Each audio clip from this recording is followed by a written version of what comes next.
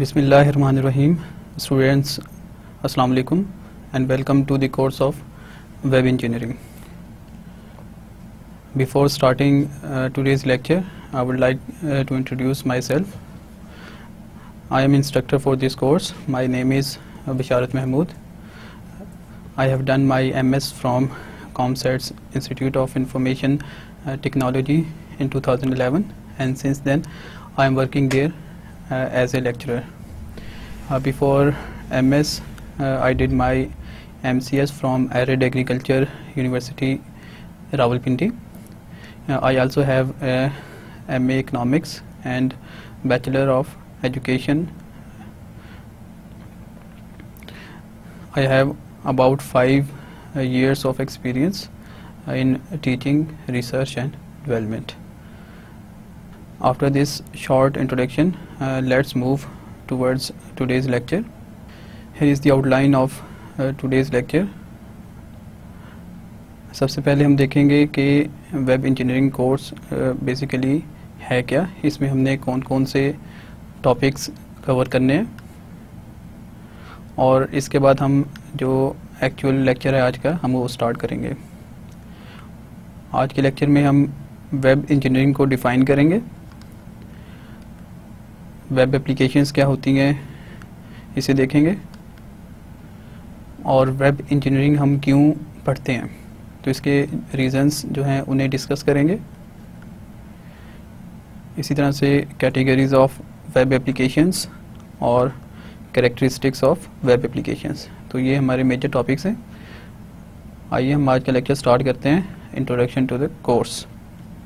Basically जो web engineering का course है, इसके जो बेसिक एम्स हैं वो to introduce the methods and techniques use in web based application development और to develop practical web applications. तो बेसिकली इस कोर्स के 2 मॉड्यूल्स हैं, जिसमें पहले मॉड्यूल में हम उन मेथड्स एंड टेक्निक्स को पढ़ेंगे जिन्हें फॉलो करके क्वालिटी वेब एप्लीकेशंस डेवलप की जा सकती हैं, जबकि सेकंड मॉड्यूल में हम उन टूल्स एंड टेक्नोलॉजीज़ यानी प्रोग्रामिंग लैंग्वेजेस को पढ़ेंगे जिन्हें यूज़ करके हम वेब एप्लीकेशंस को डेवलप कर सकते हैं. अगर हम इस कोर्स के जो टॉपिक्स हैं उनकी बात करें तो जो फर्स्ट मॉड्यूल है जिसमें हमने मेथड्स एंड टेक्निक्स पढ़नी है वेब एप्लीकेशंस को डेवलप करने की, तो इसमें मुदर्जा झैल टॉपिक्स जो हैं वो शामिल हैं. वेब एप्लीकेशन डेवलपमेंट अप्रोचेस, जिसमें हम प्रोसेस मॉडल्स को डिस्कस करेंगे. इसी तरह से वेब प्रोजेक्ट मैनेजमेंट. तो जो फर्स्ट कैटेगरी है इस मॉड्यूल की, इसमें हमारे पास 2 टॉपिक्स हैं, process models and web project management. इसके बाद जो सेकंड कैटेगरी है फर्स्ट मॉड्यूल की, प्रोडक्ट डेवलपमेंट, इसमें हम डिफरेंट फेजेस जो हैं एक वेब एप्लीकेशन डेवलपमेंट के, हम उन्हें डिटेल में डिस्कस करेंगे. अगर हम डिफरेंट फेजेस की बात करें तो इनमें requirement engineering, web application modelling, web application architectures, technologies and tools, testing web applications और मेंटेनेंस. तो बेसिकली ये वो फेजेस या एक्टिविटीज़ हैं जिन्हें फॉलो करके हम एक वेब एप्लीकेशन को डेवलप करते हैं. जो थर्ड कैटेगरी है टॉपिक्स की, जिसमें हम क्वालिटी एस्पेक्ट्स को डिस्कस करेंगे, और इसमें हम वेब सिक्योरिटी का टॉपिक जो है उसे डिटेल में डिस्कस करेंगे. तो इस तरह से जो फर्स्ट मॉड्यूल है हमारे कोर्स का, methods and techniques to develop web engineering, तो उसमें ये टॉपिक्स शामिल होंगे. इसके बाद हमारा सेकंड मॉड्यूल स्टार्ट होगा, जिसमें हम उन प्रोग्रामिंग लैंग्वेजेस को डिस्कस करेंगे जिन्हें यूज़ करके हम एक डायनेमिक वेब एप्लीकेशन डेवलप कर सकते हैं. इन टूल्स एंड टेक्नोलॉजीज़ को बताने से पहले हम देखते हैं कि हम एक वेब एप्लीकेशन को कैसे यूज़ करते हैं. यूजुअली जब हम वेब एप्लीकेशंस की बात करते हैं तो इन्हें यूज़ करने के लिए हम हमारे सिस्टम के ऊपर ब्राउज़र इंस्टॉल होना चाहिए और हमारा सिस्टम जो है वो इंटरनेट के साथ कनेक्टेड होना चाहिए। एक यूज़र ब्राउज़र के थ्रू रिक्वेस्ट सेंड करता है किसी भी वेब पेज के लिए जो कि किसी सर्वर पे स्टोर होता है। यूज़र ब्राउज़र में उस वेब पेज का एड्रेस लिखता है और ब्राउज़र में जो DNS सिस्टम है वो उस नेम को उस वेब सर्वर के IP एड्रेस में कन्वर्ट करके एक रिक्वेस्ट जनरेट करता है और यूज़र की रिक्वेस्ट जो है वो सर्वर पे ट्रांसफ़र हो जाती है। अब वेब सर्वर जो है वो यूज़र की रिक्वेस्ट को रिसीव करता है और यूज़र ने जिस पेज की रिक्वेस्ट की होती है वो पेज ढूंढने के बाद यूज़र को रिस्पॉन्स सेंड करता है। अब अगेन जो वेब सर्वर का रिस्पॉन्स होता है वो ब्राउज़र जो है उसे डिस्प्ले करता है यूज़र को। तो इस तरह से देखें कि जो प्रोसेस है वेब एप्लीकेशंस को यूज़ करने का, इसके जो की एलिमेंट्स हैं वो यूज़र की मशीन के ऊपर ब्राउज़र इंस्टॉल होता है और यूज़र की मशीन जो है वो इंटरनेट के साथ कनेक्टेड होती है। यूज़र जो है अपने ब्राउज़र के थ्रू रिक्वेस्ट सेंड करता है किसी भी वेब पेज के लिए जो कि किसी सर्वर पे एग्जिस्ट करता है। सर्वर यूज़र की रिक्वेस्ट को रिसीव करने के बाद अकॉर्डिंगली जो है उस पेज को तलाश करता है और जो रिस्पॉन्स है वो यूज़र को सेंड कर देता है और ब्राउज़र जो है अगेन वो जो उस वेब सर्वर का रिस्पॉन्स होता है उसे डिस्प्ले करता है यूज़र्स को। अगर हम इस सारे प्रोसेस को देखें तो सबसे पहले हमारे पास एक ऐसा मैकेनिज़्म होना चाहिए जिसके थ्रू हम जो कंटेंट्स हैं उसे वेब ब्राउज़र में डिस्प्ले कर सकें। हमारे पास हाइपर टेक्स्ट मार्कअप लैंग्वेज या HTML वो लैंग्वेज है जिसे यूज़ करके हम जो एक वेब पेज है उसका स्ट्रक्चर डिफ़ाइन कर सकते हैं। तो इस तरह से हम इस कोर्स में देखेंगे कि हम HTML को कैसे यूज़ करते हैं वेब पेजेस को डिफ़ाइन करने के लिए। वेब पेजेस की जो अपीयरेंस है उसे कंसिस्टेंट रखने के लिए और कंट्रोल करने के लिए हम कैस्केडिंग स्टाइल शीट्स को यूज़ करते हैं जो कि हमारा सेकंड टॉपिक होगा इस कोर्स के सेकंड मॉड्यूल का। इसी तरह से हमें client side scripting language use करनी पड़ती है ताकि हम क्लाइंट की मशीन के ऊपर कुछ प्रोग्रामिंग जो है वो परफॉर्म कर सकें। इसके लिए हम जावास्क्रिप्ट को डिस्कस करेंगे। जब यूज़र की रिक्वेस्ट वेब सर्वर पे सेंड होती है तो वेब सर्वर पे कोई सर्वर साइड स्क्रिप्ट होता है जो कि उस रिक्वेस्ट को प्रोसेस करता है। इसके लिए हम सर्वर साइड स्क्रिप्टिंग लैंग्वेज पढ़ेंगे जिसमें हम PHP को डिस्कस करेंगे और जब हम डायनामिक वेब एप्लीकेशंस की बात करते हैं तो हमें यूज़र का जो डाटा है वो स्टोर करना पड़ता है डेटाबेसेस में। इसी तरह से जब यूज़र रिक्वेस्ट करता है तो हमें उस डाटा के ऊपर प्रोसेसिंग जो है वो अप्लाई करनी पड़ती है। तो इसके लिए हमारे पास कोई डेटाबेस लैंग्वेज होनी चाहिए। अपने कोर्स में हम जो डेटाबेस मैनेजमेंट सिस्टम यूज़ करेंगे वो है MySQL। तो इस तरह से आप देखेंगे जो मेजर टूल्स एंड टेक्नोलॉजीज़ हैं हमारे सेकंड मॉड्यूल की, उनमें HTML, CSS, जावास्क्रिप्ट, PHP और MySQL। तो इन तमाम टेक्निक्स को हम अपने कोर्स में डिस्कस करेंगे। अगर आप बुक्स की बात करें तो जो फर्स्ट मॉड्यूल है हमारे पास जिसमें हमने वेब टेक्निक्स को पढ़ना है उसके लिए हमारे पास जो बुक है वो वेब इंजीनियरिंग है। John Wiley and Sons publishers की ये बुक है। इसी तरह से जब हम HTML, CSS और जावास्क्रिप्ट को पढ़ेंगे सेकंड मॉड्यूल में तो इसके लिए हमारे पास बुक है beginning HTML, XHTML, CSS and JavaScript. और जब हम सर्वर साइड स्क्रिप्टिंग स्टार्ट करेंगे तो इसके लिए हम beginning PHP programming rocks publishers की ये बुक है, हम इस बुक को फॉलो करेंगे। इसी तरह से कुछ रेफरेंस बुक्स भी हैं हमारे पास, जिनमें लर्न जावास्क्रिप्ट, बेसिकली जब हम जावास्क्रिप्ट को डिस्कस करेंगे तो उसके कुछ टॉपिक्स जो हैं वो हम लर्न जावास्क्रिप्ट की जो बुक है इसमें से स्टडी करेंगे। और इसी तरह से PHP की हेल्प के लिए बिगनिंग PHP एंड MySQL जैसन गिलमोर की बुक है और ए पब्लिशर्स ने इसे पब्लिश किया है। तो ये बुक्स हैं जिन्हें हम अपने कोर्स में यूज़ करेंगे। कोर्स इंट्रोडक्शन के बाद आइए हम आज का लेक्चर स्टार्ट करते हैं। लेक्चर स्टार्ट करने से पहले हम कुछ असम्पशंस आपसे डिस्कस करेंगे। आपने अपने प्रीवियस सेमेस्टर्स में सॉफ्टवेयर इंजीनियरिंग का कोर्स जो है वो पढ़ा हुआ है, और उसमें आपने जो डिफरेंट मेथड्स एंड टेक्निक्स हैं एक सॉफ्टवेयर को डेवलप करने की, उन्हें डिटेल में डिस्कस कर चुके हैं।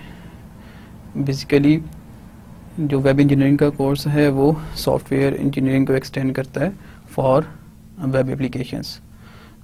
तो इस कोर्स में जो फर्स्ट मॉड्यूल है हमारा, उसमें बेसिकली हम हमारा जो फोकस होगा वो इस चीज़ पे होगा कि अगर हम एक वेब एप्लीकेशन डेवलप करते हैं तो वो कन्वेंशनल सॉफ्टवेयर डेवलपमेंट से कैसे मुख्तलिफ है। तो बजाय इसके कि हम दोबारा से उन्हीं टेक्निक्स को पढ़ें, हम एक ओवरव्यू के बाद जो हमारा फोकस होगा वो इस डिफरेंस को डिफाइन करने पे होगा। तो आइए हम आज का लेक्चर स्टार्ट करते हैं। वेब इंजीनियरिंग, अगर हम सॉफ्टवेयर इंजीनियरिंग को डिफाइन करें तो software engineering is an engineering discipline that is concern with all aspects of software production. तो बेसिकली जो सॉफ्टवेयर इंजीनियरिंग है इसमें हम उन टेक्निक्स और मेथड्स को स्टडी करते हैं जिन्हें फॉलो करके हम एक सॉफ्टवेयर डेवलप करते हैं। Software engineering is the science and art of building significant software systems that are on time, on budget, with acceptable performance. Basically जो सॉफ्टवेयर इंजीनियरिंग का बेसिक ऑब्जेक्टिव होता है वो ये होता है कि हम हाई क्वालिटी सॉफ्टवेयर प्रोडक्ट्स जो हैं वो डेवलप करें जो कि अपनी कंस्ट्रेंट्स को मीट कर रही हों। अगर हम मेजर कंस्ट्रेंट्स की बात करें किसी सॉफ्टवेयर एप्लीकेशन की, तो इसमें टाइम कंस्ट्रेंट्स, इसी तरह से बजट कंस्ट्रेंट्स और परफॉर्मेंस कंस्ट्रेंट्स होती हैं। तो सॉफ्टवेयर इंजीनियरिंग में बेसिकली हम एक सिस्टमेटिक अप्रोच जो है उसे स्टडी करते हैं, जिसे फॉलो करके हम इन कंस्ट्रेंट्स को मीट कर सकते हैं।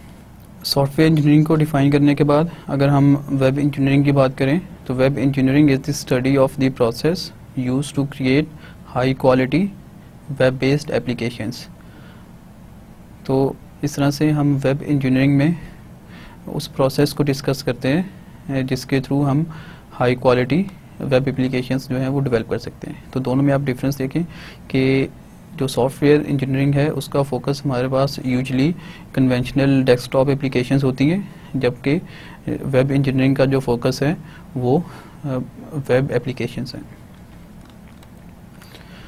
Web engineering draws heavily on the principles and management activities found in software engineering processes।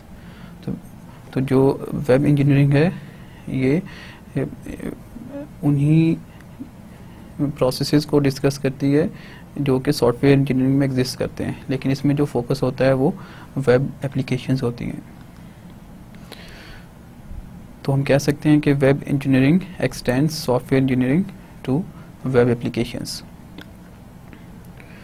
अगर हम फॉर्मली डिफाइन करें वेब इंजीनियरिंग को, the application of systematic and quantifiable approaches to cost effective analysis, design, implementation, testing, operation and maintenance of high quality web applications. तो आप इस definition में देखें कि हमने उन तमाम फेजेस को डिस्कस करते हैं जो कि एक सॉफ्टवेयर एप्लीकेशन को डेवलप करने के लिए चाहिए होते हैं। तो इसमें हम एनालिसिस, यानी कि एक सॉफ्टवेयर जो है उसकी क्या रिक्वायरमेंट्स हैं, डिज़ाइन, इम्प्लीमेंटेशन, टेस्टिंग, ऑपरेशन और मेंटेनेंस फेजेस जो हैं हम उन्हें डिटेल में स्टडी करते हैं, लेकिन जो फोकस हमारा होता है वो वेब एप्लीकेशंस होता है। तो इस तरह से अगर हम वेब इंजीनियरिंग को डिफ़ाइन करें तो वेब इंजीनियरिंग जो है वो सॉफ्टवेयर इंजीनियरिंग को एक्सटेंड करती है for web applications. Web engineering को डिफ़ाइन करने के बाद आइए अब हम देखते हैं कि वेब एप्लीकेशंस होती क्या हैं। World wide web has massive and permanent influence on our lives. आज के टाइम में जो वर्ल्ड वाइड वेब या वेब एप्लीकेशंस हैं वो हमारी ज़िंदगियों को बहुत डिफरेंट वे से इन्फ्लुएंस करती हैं। अगर हम अब डिफरेंट सेक्टर्स की बात करें तो economy, industry, education, health care और इंटरटेनमेंट, तो इन तमाम सेक्टर्स में जो वर्ल्ड वाइड वेब है उसने हमें नई जहतों से जो है इंट्रोड्यूस करवाया और हम वर्ल्ड वाइड वेब को यूज़ करके इन तमाम सेक्टर्स में हेल्प ले सकते हैं। ऐसा क्यों है कि वेब एप्लीकेशंस जो हैं वो हमारी ज़िंदगी को इतना ज़्यादा इन्फ्लुएंस करती हैं? जो इसके जो बेसिक रीजंस हैं वो ग्लोबल एंड परमानेंट, के जो सर्विसेज वेब एप्लीकेशंस प्रोवाइड करती हैं वो ग्लोबली अवेलेबल होती हैं और परमानेंट नेचर की होती हैं। फॉर एग्जांपल अगर हमें किसी टॉपिक के बारे में सर्च करना है तो हम वर्ल्ड वाइड कहीं पे भी अगर उस बारे में इंफॉर्मेशन अवेलेबल है तो हम थ्रू वेब उसे एक्सेस कर सकते हैं। इसी तरह से जो वेब एप्लीकेशंस का यूजेज है वो कंफर्टेबल और यूनिफॉर्म एक्सेस। अगर हमें कोई ऑनलाइन प्रोडक्ट सर्च करनी है तो हम इजीली अपने घर से बैठ के उस प्रोडक्ट के बारे में इंफॉर्मेशन गेट कर सकते हैं। इसी तरह से अगर हमें कोई स्पेसिफिक टॉपिक के बारे में सर्च करना है तो हमें घर बैठे से उस टॉपिक के बारे में इंफॉर्मेशन मिल सकती है। तो इस तरह से जो वेब एप्लीकेशंस का यूसेज है वो हमें कंफर्ट प्रोवाइड करता है। तो इस वजह से हम कह सकते हैं कि जो वेब एप्लीकेशंस हैं उनका जो यूसेज है उसके जो मेजर रीजंस हैं उनमें ग्लोबल एंड परमानेंट नेचर और कंफर्टेबल एंड यूनिफॉर्म एक्सेस। जब स्टार्ट में वर्ल्ड वाइड वेब या www स्टार्ट हुआ तो बेसिकली ये एक इंफॉर्मेशनल मीडियम था। इसका जो बेसिक ऑब्जेक्टिव था वो ये था कि हम वर्ल्ड वाइड इंफॉर्मेशन को शेयर करें। ख़ास तौर पे जो साइंटिफिक रिसर्च आउटपुट थी उसे शेयर करने के लिए वर्ल्ड वाइड वेब को स्टार्ट किया गया। लेकिन जैसे जैसे टाइम गुजरता गया it has been involved into application medium. तो इनिशियली जो वेब एप्लीकेशंस थी वो बड़ी सिंपल और static web page based applications थी, लेकिन टाइम के साथ साथ उसमें उनकी कम्प्लेक्सिटी में इजाफा होता गया और जो अब हमारे पास वेब एप्लीकेशंस हैं वो complete full fledge complex database based services provide करती हैं। अगर हम वेब एप्लीकेशंस को डिस्टिंग्विश करें डेस्कटॉप एप्लीकेशन से तो इसके जो मेजर फैक्टर्स हैं उनमें how it is used, technologies and standards for development. तो जो वेब एप्लीकेशंस का यूसेज होता है वो कन्वेंशनल डेस्कटॉप एप्लीकेशंस से मुख्तलिफ होता है। यूजुअली हमें इंटरनेट कनेक्शन और ब्राउज़र चाहिए होता है जिसके थ्रू हम वेब एप्लीकेशंस को यूज़ करते हैं। इसी तरह से जो टूल्स एंड टेक्नोलॉजीज़ यूज़ होते हैं वेब एप्लीकेशंस को डेवलप करने के लिए वो कन्वेंशनल सॉफ्टवेयर डेवलपमेंट के जो टूल्स एंड टेक्नोलॉजीज़ हैं उनसे डिफरेंट होते हैं। तो हम एक वेब एप्लीकेशन को इस तरह से डिफाइन कर सकते हैं. A web application is a system that utilizes W3C standards and technologies to deliver web-specific resources to clients, typically through a browser.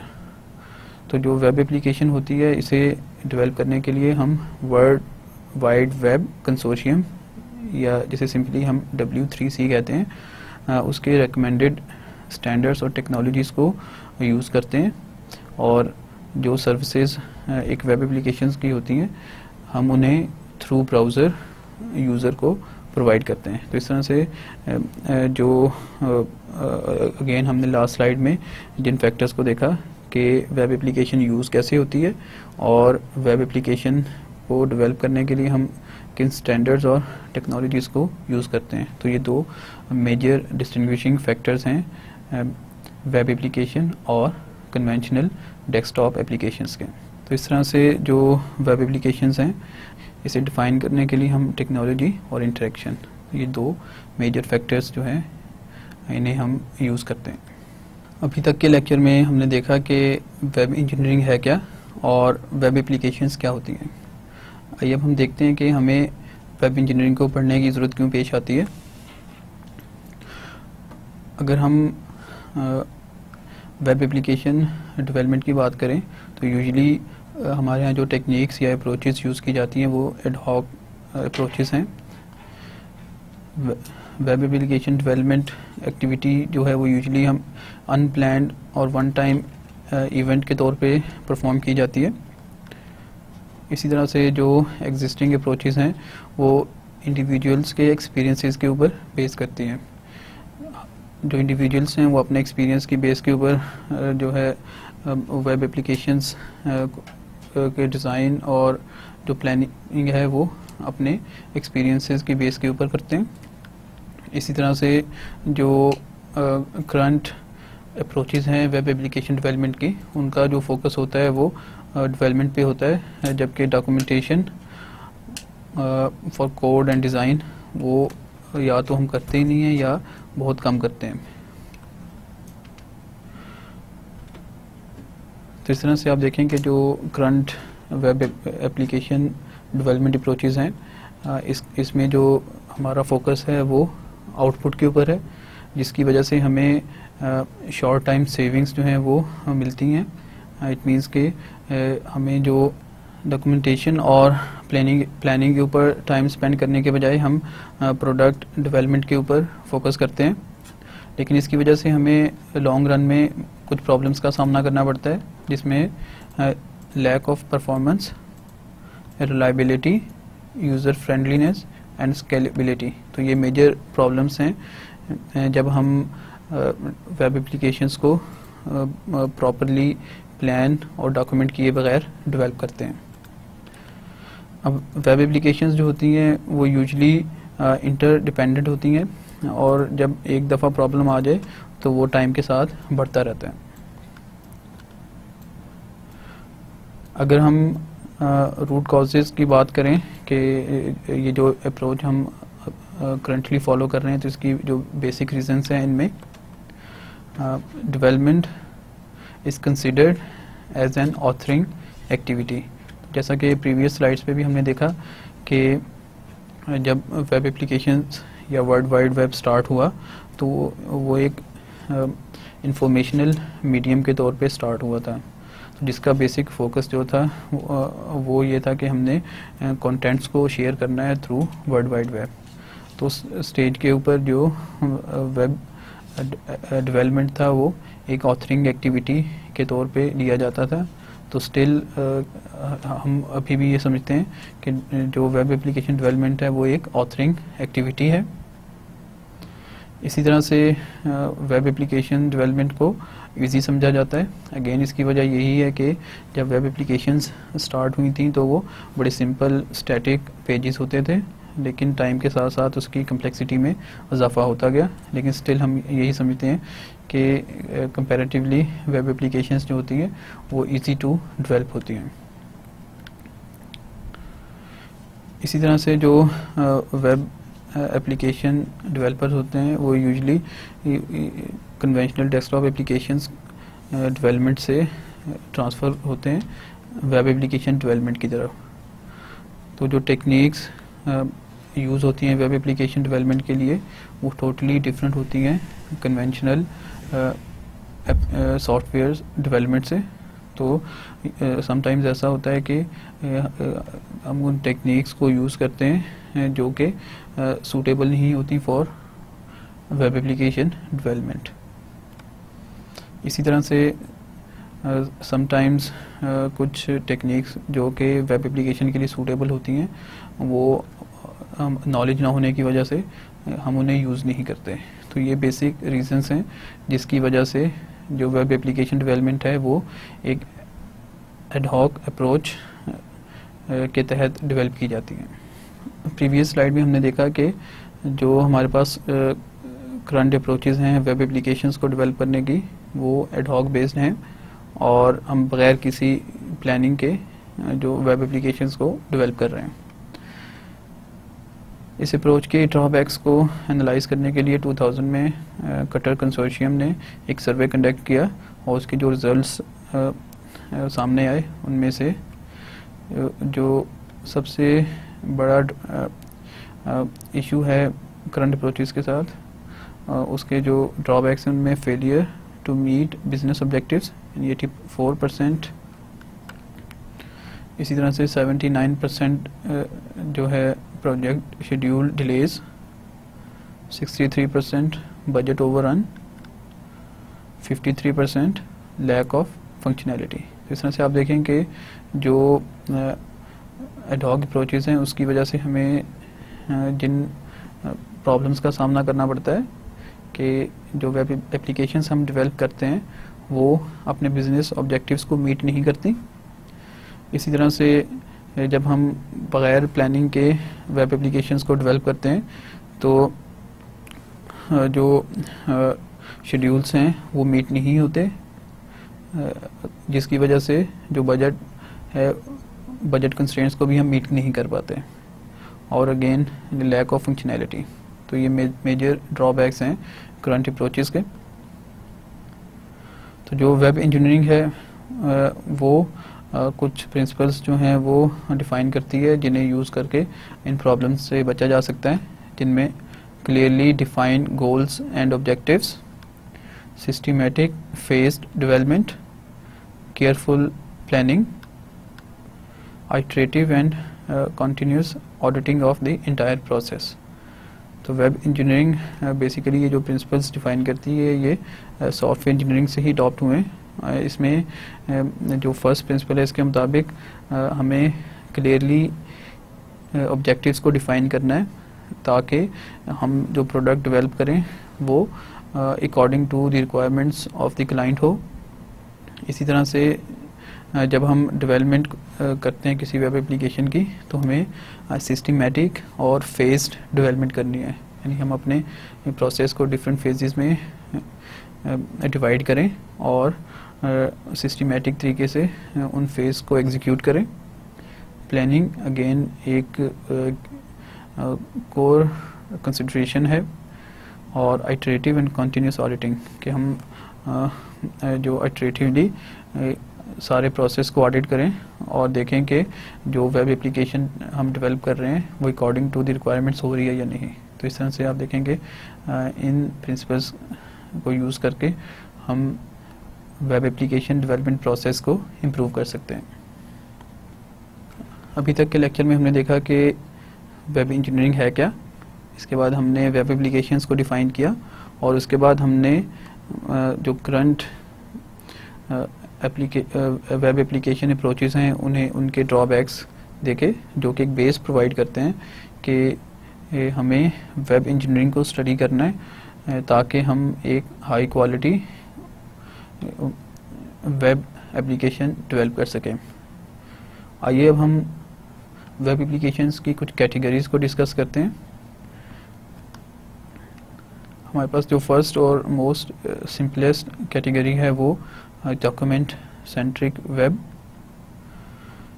Interactive and transactional web applications, workflow based applications, collaborative and social web applications, portal oriented web applications और ubiquitous web applications। तो ये major categories हैं। आइए हम one by one in categories को discuss करते हैं।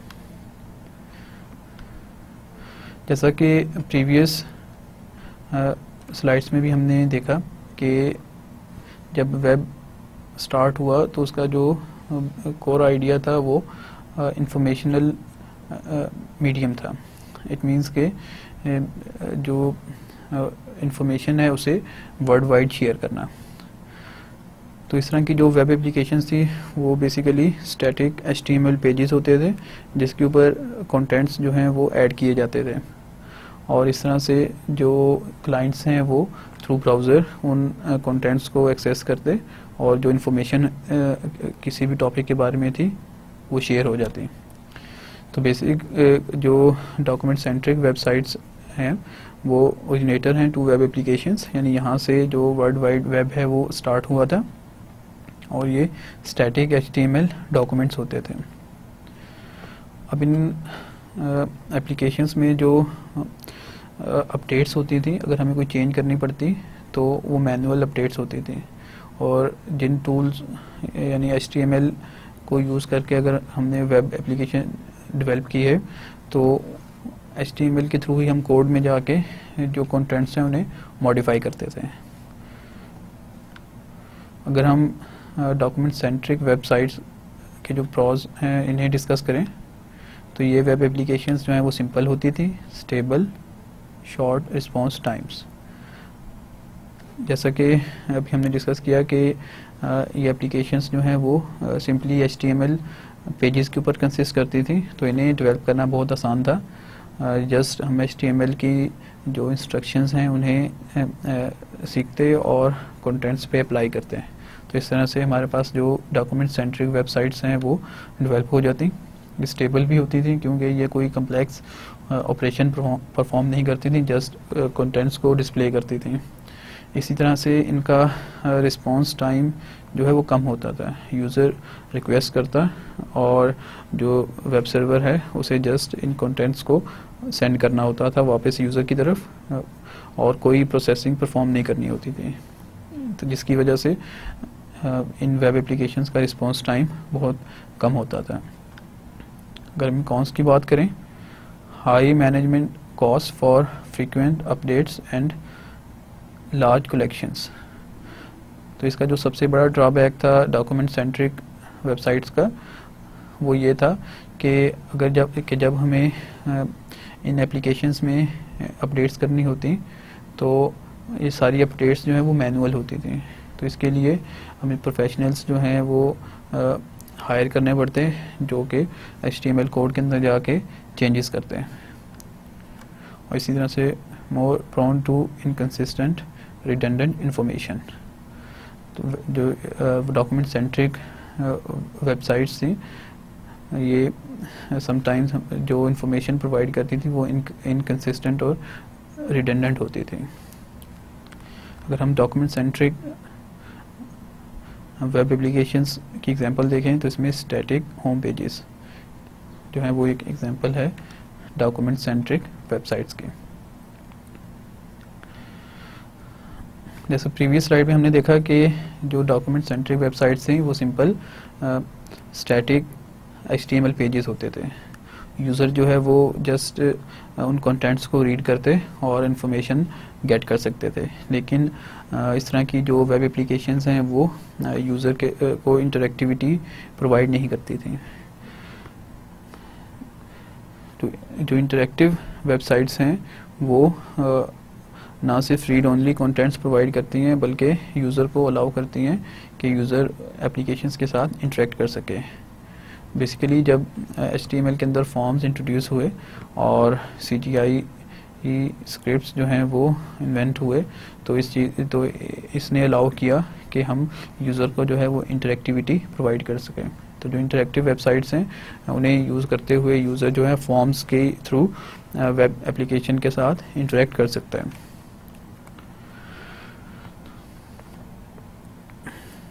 Interactive websites में जो इंटरेक्टिविटी थी वो फॉर्म बेस्ड थी और बहुत सिंपल जो है वो इंटरेक्शन होती थी। इसी तरह से जो डायनामिक पेज क्रिएशन है वो इंट्रोड्यूस हुई कि यूज़र जो है वो इनपुट प्रोवाइड करता और उसके अगेंस्ट जो वेब के कंटेंट्स हैं वो डायनेमिकली क्रिएट होते हैं। इसी तरह से web pages and links to other pages generated dynamically based on user input. Interactive websites के बाद जो ट्रांजैक्शनल वेबसाइट्स थी उन्होंने जो इंटरेक्टिविटी है उसे इम्प्रूव किया और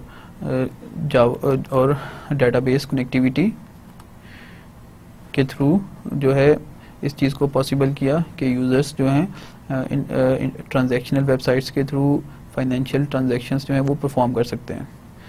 और इसी तरह से जो वेब एप्लीकेशंस के कंटेंट्स हैं उन्हें मॉडिफाई भी कर सकते हैं, ना सिर्फ उनके साथ इंटरेक्ट कर सकते हैं बल्कि उन कंटेंट्स को मॉडिफाई भी कर सकते हैं। तो जो कोर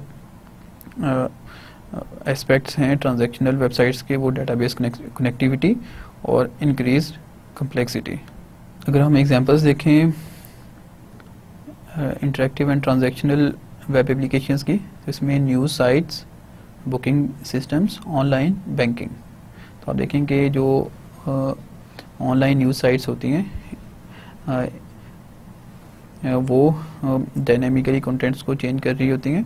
जो यूज़र्स या एडमिनिस्ट्रेटर्स होते हैं वो सिंपल फॉर्म्स के थ्रू जो कंटेंट्स हैं वो ऐड करते हैं और वो वेब एप्लीकेशन के ऊपर डिस्प्ले हो जाते हैं। इसी तरह से ऑनलाइन बुकिंग सिस्टम्स हैं जिनके थ्रू जो यूज़र्स हैं वो ट्रांजैक्शंस जो है वो परफॉर्म कर सकते हैं।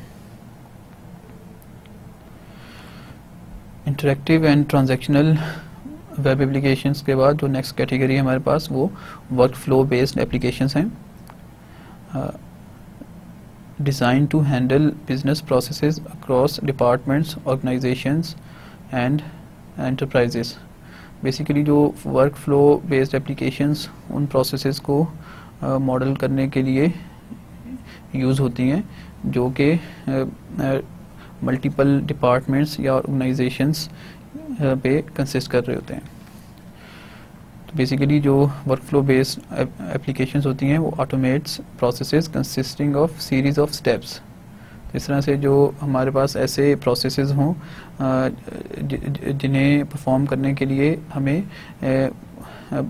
मल्टीपल स्टेप्स जो हैं वो परफॉर्म करने हो, तो उनकी ऑटोमेशन के लिए जो एप्लीकेशंस डेवलप की जाती हैं उन्हें हम वर्क फ्लो बेस्ड एप्लीकेशंस का नाम देते हैं।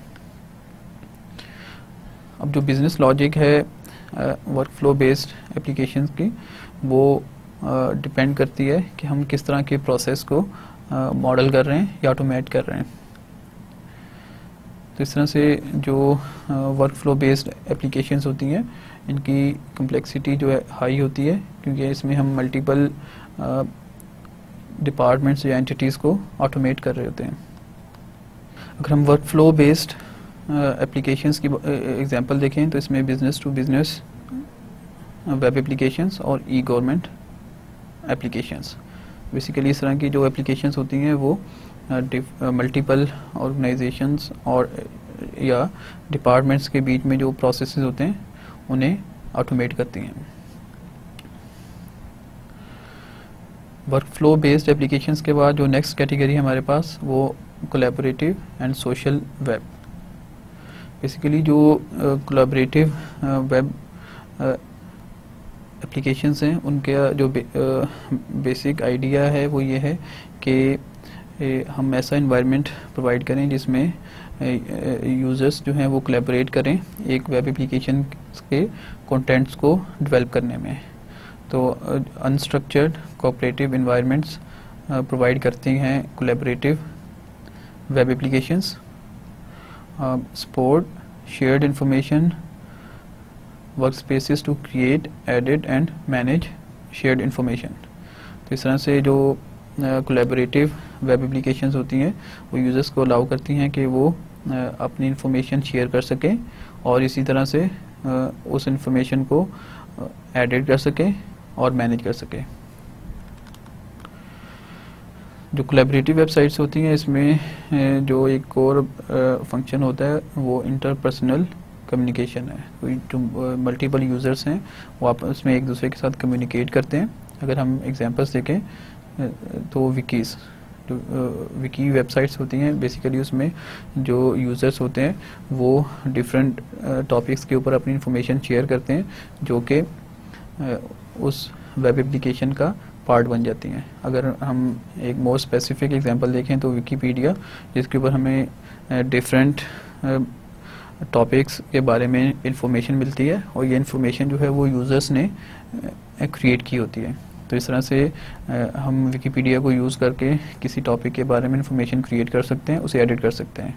तो जो कोलैबोरेटिव वेब एप्लीकेशंस हैं उसका बेसिक आइडिया ये है कि जो वेब एप्लीकेशंस के यूज़र्स हैं उन्हें ये अलाउ किया जाए कि वो इंफॉर्मेशन शेयर करें और उसे एडिट कर सकें।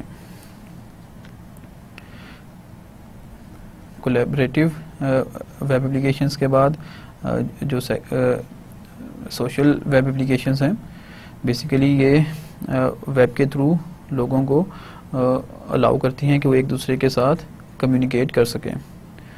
जब ट्रेडिशनली वेब स्टार्ट हुआ था तो उसमें जो यूज़र्स थे वो अपनी आइडेंटिटी को छुपाते थे, लेकिन जब सोशल वेब का ट्रेंड स्टार्ट हुआ तो अब यूज़र्स जो हैं वो अपनी आइडेंटिटी को छुपाने के बजाय उसे शेयर करते हैं और इस तरह से वो सोशल वेब एप्लीकेशंस को यूज़ करके एक दूसरे से राब्ते में रहते हैं।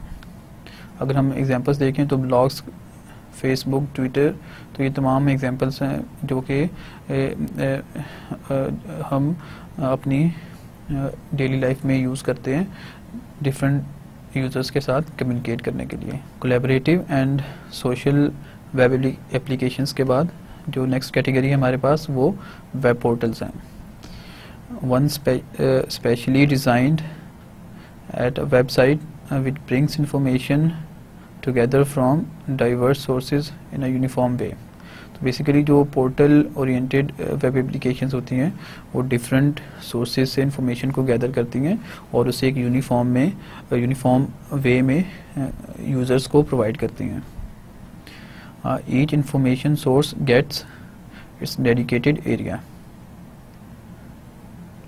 तो अगर हम एग्जांपल देखें तो हमारे पास सर्च इंजन्स हैं जिसमें हम गूगल को एग्जांपल के तौर पे ले सकते हैं। जब हम गूगल के ऊपर कोई टर्म सर्च करते हैं तो मल्टीपल सोर्सेज से इंफॉर्मेशन को गैदर करता है और एक यूनिफॉर्म वे में हमें डिस्प्ले करता है। इस तरह से आप देखें कि पोर्टल ओरिएंटेड वेब एप्लीकेशंस जो हैं वो डिफरेंट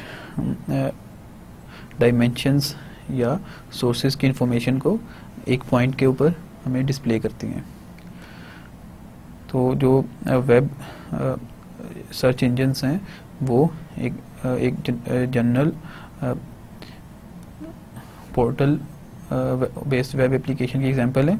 इसी तरह से हमारे पास स्पेशलाइज्ड पोर्टल्स भी होते हैं जिसमें बिजनेस पोर्टल हैं, किसी स्पेसिफिक बिजनेस से रिलेटेड इंफॉर्मेशन को यूज़र को डिस्प्ले करते हैं। इसी तरह से मार्केट प्लेसेस पोर्टल्स हैं और कम्युनिटी पोर्टल्स हैं। तो ये स्पेशलाइज्ड पोर्टल्स की एग्जांपल्स हैं। आखिर में हम वेब एप्लीकेशन की जो कैटेगरी डिस्कस करेंगे वो यूबिक्विटस वेब एप्लीकेशंस हैं। बेसिकली जो यूबिक्विटस वेब एप्लीकेशंस हैं उनका जो बेसिक आइडिया है वो ये है customised services delivered anywhere via multiple devices. तो बेसिकली जो यूबिक्विटस वेब एप्लीकेशंस हैं इसका जो फोकस होता है कि हमने जो सर्विसेज हैं वेब एप्लीकेशंस की वो मल्टीपल डिवाइसेस में और प्रोवाइड करनी है और यूज़र किसी भी जगह पे उन्हें एक्सेस कर सके और स्टिल एन इमर्जिंग फील्ड। तो अभी जो यूबिक्विटस वेब एप्लीकेशंस हैं वो ज़्यादा मैच्योर नहीं हुई और स्टिल इमर्जिंग फेज में हैं। हमने प्रीवियस स्लाइड्स में जो डिफरेंट कैटेगरीज हैं वेब एप्लीकेशंस की हमने उन्हें डिटेल में डिस्कस किया। आप इस स्लाइड पे एक डायग्राम के थ्रू देख सकते हैं जिसमें जो डिफरेंट कैटेगरीज हैं वेब एप्लीकेशंस की, उन्हें कम्प्लेक्सिटी और डेवलपमेंट हिस्ट्री के बेस के ऊपर डिस्प्ले किया गया है। इसमें आप देखें कि जो एक्स एक्सिस है इसमें डेवलपमेंट हिस्ट्री को लिया गया है, जबकि जो वाई एक्सिस है इसमें वेब एप्लीकेशंस की कम्प्लेक्सिटी को लिया गया है। तो इस तरह से हम ओरिजिन से जैसे एक्स एक्सिस की तरफ बढ़ते हैं तो वो मोस्ट रिसेंट ट्रेंड्स होते हैं, और जैसे हम ओरिजिन से ऊपर वाई एक्सिस की तरफ जाते हैं तो वो कैटेगरी उतना ही कम्प्लेक्स होती है। तो आप इसमें स्टार्ट में देखेंगे ओरिजिन के बिल्कुल करीब हमारे पास डॉक्यूमेंट सेंट्रिक वेबसाइट्स हैं, जो कि सबसे ओल्ड टाइप हैं वेब एप्लीकेशंस की, और इसी तरह से सबसे सिंपलेस्ट फॉर्म है वेब एप्लीकेशंस की। डॉक्यूमेंट सेंट्रिक वेब एप्लीकेशंस के बाद हमारे पास इंटरेक्टिव वेब एप्लीकेशंस हैं, जो कि डॉक्यूमेंट सेंट्रिक वेब एप्लीकेशन से ज़्यादा कम्प्लेक्स भी हैं और ज़्यादा रिसेंट ट्रेंड भी हैं as compare to document centric web applications. इसी तरह से हमारे पास transactional work flow collaborative web applications की तरफ हम जैसे जैसे बढ़ते हैं तो ये ट्रेंड्स जो हैं वो ज़्यादा रिसेंट भी हैं और इनकी कम्प्लेक्सिटी भी जो है वो हाई होती है। तो अगर हम इस डायग्राम में देखें तो यूबिक्विटस वेब एप्लीकेशंस और सोशल वेब, तो ये हमारे रिसेंट ट्रेंड्स हैं वेब एप्लीकेशंस के, और इसी तरह से इनकी कम्प्लेक्सिटी भी जो कंपैरेटिवली हाई है। वेब एप्लीकेशन कैटेगरीज को डिफाइन करने के बाद हमारा आज का जो लास्ट टॉपिक है वो कैरेक्टरिस्टिक्स ऑफ वेब एप्लीकेशंस। अगर हम वेब एप्लीकेशंस को डिफ्रेंशिएट करें कन्वेंशनल डेस्कटॉप एप्लीकेशंस के से, तो हमारे पास 3 डायमेंशंस हैं जिनकी बेस के ऊपर हम वेब एप्लीकेशंस को डिफ्रेंशिएट कर सकते हैं डेस्कटॉप एप्लीकेशन से। इनमें हमारे पास प्रोडक्ट बेस्ड कैरेक्टरिस्टिक्स हैं, यूजेज बेस्ड कैरेक्टरिस्टिक्स हैं और डेवलपमेंट बेस्ड कैरेक्टरिस्टिक्स हैं। बेसिकली जो प्रोडक्ट बेस्ड कैरेक्टरिस्टिक्स हैं इसमें हम किसी एप्लीकेशन के बिल्डिंग ब्लॉक्स को देखते हैं। तो इसमें हम देखेंगे कि जो वेब एप्लीकेशंस हैं उनके बिल्डिंग ब्लॉक्स क्या हैं और वो कैसे डिफरेंट हैं डेस्कटॉप एप्लीकेशन से। तो इस तरह से हम बिल्डिंग ब्लॉक्स की बेस के ऊपर डिफ्रेंशिएट करेंगे वेब एप्लीकेशंस को डेस्कटॉप एप्लीकेशन से। इसी तरह से यूजेज बेस्ड के हम वेब एप्लीकेशंस को कैसे यूज़ करते हैं, तो इस बेस के ऊपर भी डिफ्रेंशिएट किया जा सकता है। और डेवलपमेंट बेस्ड के जब हम दोनों टाइप्स की एप्लीकेशंस को डेवलप करते हैं तो इसमें क्या फ़र्क होता है। तो आइए हम 1 बाय 1 इन कैरेक्टरिस्टिक्स को डिस्कस करते हैं। Product related characteristics constitute the building blocks of a web application.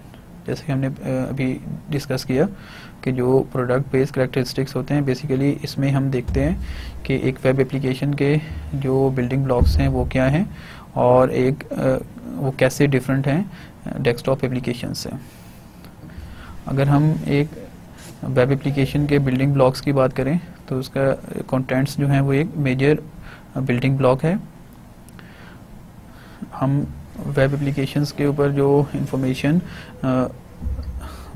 रखते हैं या कंटेंट्स हम रखते हैं, चाहे वो टेक्स्ट की फॉर्म में हो चाहे वो मल्टीमीडिया फाइल्स की फॉर्म में हो, तो ये जो कंटेंट्स हैं वो एक की एस्पेक्ट हैं वेब एप्लीकेशंस का। लेकिन अगर हम कंपैरेटिवली डेस्कटॉप एप्लीकेशंस को देखें तो उसका जो फोकस होता है वो फंक्शंस या सर्विसेज के ऊपर होता है। तो जो कंटेंट्स हैं वो बहुत ज़्यादा अहम नहीं होते डेस्कटॉप एप्लीकेशंस के लिए। जो वेब एप्लीकेशंस हैं, अगर इसमें हम कंटेंट्स की बात करें तो हम एक्सपेक्ट करते हैं कि ये कंटेंट्स जो होते हैं वो मोस्ट रिसेंट कंटेंट्स होते हैं। इसी तरह से एग्जैक्ट, कंसिस्टेंट और रिलायबल कंटेंट्स होते हैं। अगर सेकंड बिल्डिंग ब्लॉक जो वेब एप्लीकेशंस का है वो नेविगेशन स्ट्रक्चर है। जो वेब एप्लीकेशंस होती हैं इसमें जो नेविगेशन स्ट्रक्चर या लिंक्स हैं वो एक कोर बिल्डिंग ब्लॉक है। वेब एप्लीकेशंस हमें अलाउ करती हैं कि हम एक पेज में या एक वेब एप्लीकेशन में किसी भी ऑर्डर में डिफरेंट पेजेस के ऊपर विज़िट कर सकते हैं। तो इस तरह से जो नेविगेशनल स्ट्रक्चर होता है वो नॉन लीनियर होता है, यानी जो हम एक पेज से दूसरे पेज पे मूव होते हैं इसके लिए कोई स्पेसिफिक सीक्वेंस जो है वो फॉलो नहीं करना पड़ता। हमारे पास लिंक्स अवेलेबल होते हैं और हम जिस लिंक को चाहे विज़िट कर सकते हैं। तो इसकी वजह से कुछ प्रॉब्लम्स भी जो सामने आती हैं, जिनमें से डिसोरिएंटेशन एंड कॉग्निटिव ओवरलोड, यानी जो यूज़र होता है उसे खुद से इन चीज़ों को जहन में रखना पड़ता है कि अगर मैं एक पेज या एक रिसोर्स के ऊपर विज़िट कर रहा हूँ तो मुझे वापस दूसरे रिसोर्स पे कैसे जाना है, यानी हमने किस पाथ को फॉलो करके इस स्पेसिफिक पेज तक पहुँचे। तो ये चीज़ जो है वो यूज़र को अपने जहन में रखनी पड़ती है। लेकिन अगर डेस्कटॉप एप्लीकेशंस की बात करें तो उसमें यूजुअली जो नेविगेशनल स्ट्रक्चर होता है वो लीनियर होता है, एक सीक्वेंस को फॉलो करता है और यूज़र के लिए ये ज़्यादा आसान होता है कि वो उस सीक्वेंस के थ्रू डिफरेंट जो पोर्शंस हैं एप्लीकेशन के उसमें मूव कर सकें। और थर्ड मेजर बिल्डिंग ब्लॉक एक वेब एप्लीकेशन का वो यूज़र इंटरफेस है या प्रेजेंटेशन। इसमें हम अपीयरेंस को डिस्कस करते हैं कि जो वेब पेज की अपीयरेंस है वो बहुत ज़्यादा मैटर करती है as compare to desktop applications. इसी तरह से जो यूज़र इंटरफेस है वो सेल्फ एक्सप्लेनेटरी होना चाहिए, क्योंकि जब हम डेस्कटॉप एप्लीकेशंस को यूज़ करते हैं तो उसके साथ हमें हेल्प भी यूजुअली प्रोवाइडेड होती है। हम उसमें से जो हेल्प लेके ये मालूम कर सकते हैं कि इस एप्लीकेशन को कैसे यूज़ करना है, जबकि यूजुअली वेब एप्लीकेशंस के केस में ऐसा नहीं होता। तो जो यूज़र इंटरफेस है उसकी अपीयरेंस बहुत अच्छी होनी चाहिए और वो सेल्फ एक्सप्लेनेटरी होना चाहिए, जिसे देख के यूज़र को अंदाज़ा हो सके कि इस एप्लीकेशन को कैसे यूज़ करना है। प्रीवियस स्लाइड में हमने वेब एप्लीकेशंस को डिफरेंशिएट किया डेस्कटॉप एप्लीकेशन से मेजर बिल्डिंग ब्लॉक्स की बेस पे। आइए अब हम वेब एप्लीकेशंस के जो यूसेज बेस्ड कैरेक्टरिस्टिक्स हैं उन्हें डिस्कस करते हैं, जिसमें हम ये देखेंगे कि जब हम वेब एप्लीकेशंस को यूज़ करते हैं तो वो कैसे डिफरेंट होता है डेस्कटॉप एप्लीकेशन से। बेसिकली जो यूजेज है वेब एप्लीकेशंस का वो बहुत ज़्यादा डाइवर्स होता है as compare to traditional non web applications.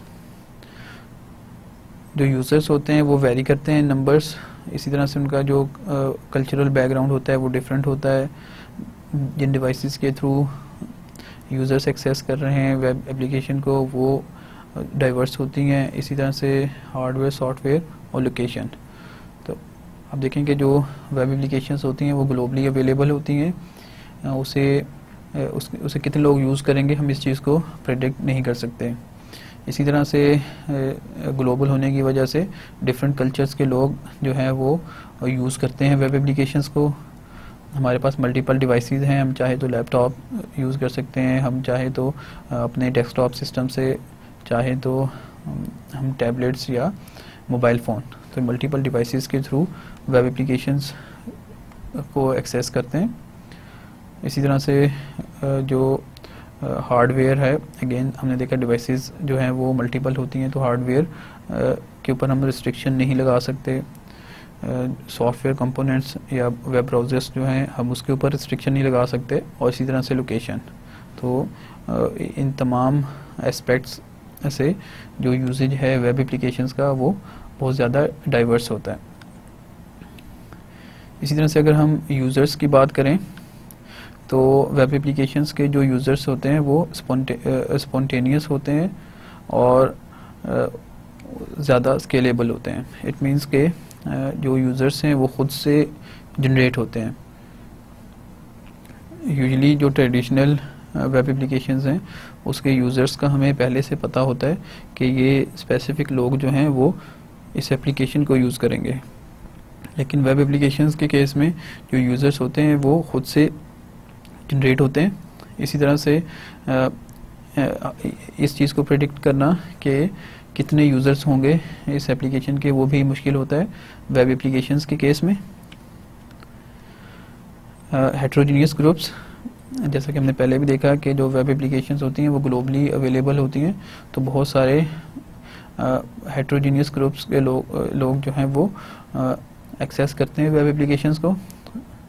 जबकि अगर हम ट्रेडिशनल सॉफ्टवेयर्स की बात करें तो यूजली वो होमोजीनियस ग्रुप्स जो होते हैं वो यूज़ करते हैं। अगर आप एग्जांपल लें कोई किसी अकाउंटिंग सॉफ्टवेयर की, तो यूजली जो अकाउंट्स से रिलेटेड लोग होते हैं वही यूज़ करेंगे उस सॉफ्टवेयर को।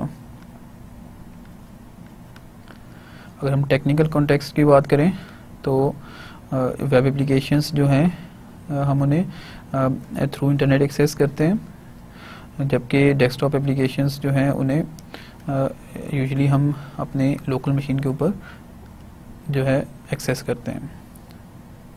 इसी तरह से अगर नेचुरल कॉन्टेक्स्ट में हम प्लेस एंड टाइम की बात करें तो वेब एप्लीकेशंस जो होती हैं ग्लोबली अवेलेबल होती हैं और ये 24 आवर्स अवेलेबल होती है। हम किसी भी टाइम के ऊपर चाहें तो वेब एप्लीकेशन को एक्सेस कर सकते हैं। यूजेज बेस्ड कैरेक्टरिस्टिक्स के बाद जो लास्ट डायमेंशन है हमारे पास वो है development based characteristics.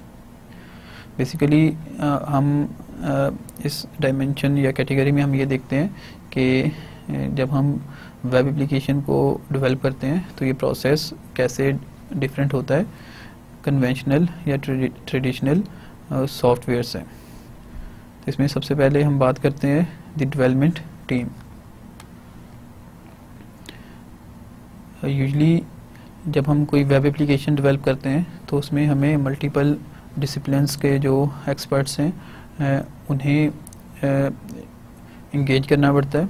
For example अगर हमें कंटेंट्स जो हैं वो हाई क्वालिटी चाहिए तो हमें ऑथर्स जो हैं उन्हें इन्वॉल्व करना पड़ेगा ताकि वो हाई क्वालिटी कंटेंट्स जो हैं वो लिख सकें वेब एप्लीकेशन के लिए।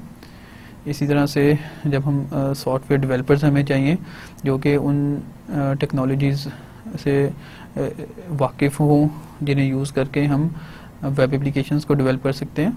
इसी तरह से मार्केटिंग और कंप्यूटिंग से रिलेटेड लोग चाहिए और आर्ट एंड टेक्नोलॉजी। तो इस तरह से आप देखें कि जो एक वेब टीम होती है वो मल्टीपल डिसिप्लिन्स के एक्सपर्ट्स पे मुश्तमिल होती है। टेक्निकल इंफ्रास्ट्रक्चर, जब हम वेब एप्लीकेशन को डेवलप करते हैं तो जो डेवलपर्स होते हैं उनका यूज़र्स के ऑपरेशनल एनवायरनमेंट के ऊपर कंट्रोल ना होने के बराबर होता है। अगर हम ट्रेडिशनल सॉफ्टवेयर्स की बात करें तो जब हम ट्रेडिशनल सॉफ्टवेयर को डेवलप करते हैं तो यूज़र्स जो हैं उनके ऑपरेशनल एनवायरनमेंट के बारे में हम प्रेडिक्ट कर सकते हैं और रिस्ट्रिक्शंस भी लगा सकते हैं। लेकिन जब वेब एप्लीकेशंस की बात होती है तो उसके जो यूज़र्स होते हैं अपनी मर्ज़ी का ब्राउज़र यूज़ कर सकते हैं, हम उन्हें रिस्ट्रिक्ट नहीं कर सकते। इसी तरह से जो नेटवर्क स्पीड है वो उनकी अपनी मर्ज़ी की होती है, हम उसे रिस्ट्रिक्ट नहीं कर सकते। तो वेब एप्लीकेशन डेवलपमेंट प्रोसेस में जो यूज़र्स हैं उनका ऑपरेशनल एनवायरनमेंट डेवलपर्स के कंट्रोल में नहीं होता। इंटीग्रेशन, यूजली जो वेब एप्लीकेशंस होती हैं वो जो एग्जिस्टिंग नॉन वेब सिस्टम्स होते हैं हम उसकी बेस के ऊपर क्रिएट करते हैं। ऑर्गेनाइजेशंस के यहाँ जो नॉन वेब सिस्टम्स हैं वो ऑपरेशनल होते हैं और वो चाहते हैं कि हम इन सिस्टम्स को जो है वो ऑनलाइन करें। तो इस तरह से हमें इंटीग्रेशन के जो इश्यूज़ हैं उनका सामना करना पड़ता है। इसमें इंटीग्रेशन दो तरह की होती है, internal with existing legacy systems and external with web services. तो इस तरह की जो इंटीग्रेशन होती है उसकी वजह से जो इंटरेक्शन या इंटीग्रेशन से रिलेटेड इश्यूज़ हैं वो सामने आते हैं। लेक्चर के आखिर में हम आज के लेक्चर को समराइज़ करते हैं। आज के लेक्चर में हमने वेब इंजीनियरिंग को डिफ़ाइन किया और इसमें हमने देखा कि जो वेब इंजीनियरिंग है वो software engineering processes and techniques को एक्सटेंड करती है फॉर वेब एप्लीकेशंस। तो इस तरह से हम वेब इंजीनियरिंग में सॉफ्टवेयर इंजीनियरिंग की टेक्निक्स और प्रोसेसेस को ही स्टडी करते हैं, लेकिन इसमें जो हमारा फोकस होता है वो वेब एप्लीकेशंस के ऊपर होता है। इसके बाद हमने ये डिस्कस किया कि वेब इंजीनियरिंग हमें क्यों चाहिए होती है। इसमें हमने देखा कि जो करंट अप्रोचेस हैं हमारे पास वेब एप्लीकेशन डेवलपमेंट के, वो एड हॉक बेस्ड होती हैं, अनप्लैन्ड एक्टिविटी होती है। हम बहुत ज़्यादा प्लानिंग किए बगैर जो है वो एप्लीकेशंस को डेवलप कर रहे होते हैं। इसी तरह से जो डेवलपमेंट अप्रोच है वो इंडिविजुअल्स के एक्सपीरियंसेस के ऊपर डिपेंड करती है, तो जिसकी वजह से हमें बहुत सारे प्रॉब्लम्स का सामना करना पड़ता है, जिसमें से हमने देखा कि जो प्रोजेक्ट्स हैं वो अपने बिजनेस ऑब्जेक्टिव्स को मीट नहीं कर पाते। इसी तरह से डिलेज और बजट ओवररन के इश्यूज भी सामने आते हैं, जो कि बेस बनते हैं कि हम एक सिस्टमेटिक अप्रोच यूज़ करें फॉर वेब एप्लीकेशन डेवलपमेंट। तो इसके बाद हमने वेब एप्लीकेशंस को डिफ़ाइन किया, जिसमें हमने देखा कि जो वेब एप्लीकेशंस होती हैं उन्हें डेवलप करने के लिए हम W3C स्टैंडर्ड्स एंड टेक्नोलॉजीज़ को यूज़ करते हैं और थ्रू ब्राउज़र जो है वो एक्सेस प्रोवाइड करते हैं यूज़र्स को। इसके बाद हमने डिफरेंट कैटेगरीज और कैरेक्टरिस्टिक्स वेब एप्लीकेशन के डिस्कस किए। कैटेगरीज में हमने देखा कि जो मोस्ट सिंपलेस्ट फॉर्म है वो डॉक्यूमेंट सेंट्रिक वेबसाइट्स हैं, जो कि सिंपल HTML पेजेस होते हैं। इसके बाद interactive and transactional web applications, जो कि यूज़र को इंटरैक्टिविटी प्रोवाइड करती हैं और इन्हें यूज़ करके यूज़र्स जो हैं वो ट्रांजैक्शंस परफॉर्म कर सकते हैं। इसी तरह से हमारे पास वर्क फ्लो बेस्ड एप्लीकेशंस हैं, जो कि ऐसे प्रोसेसेस को ऑटोमेट करने के लिए यूज़ होती हैं, जिनके मल्टीपल स्टेप्स होते हैं। इसके बाद हमने कोलैबोरेटिव और सोशल वेब को डिस्कस किया।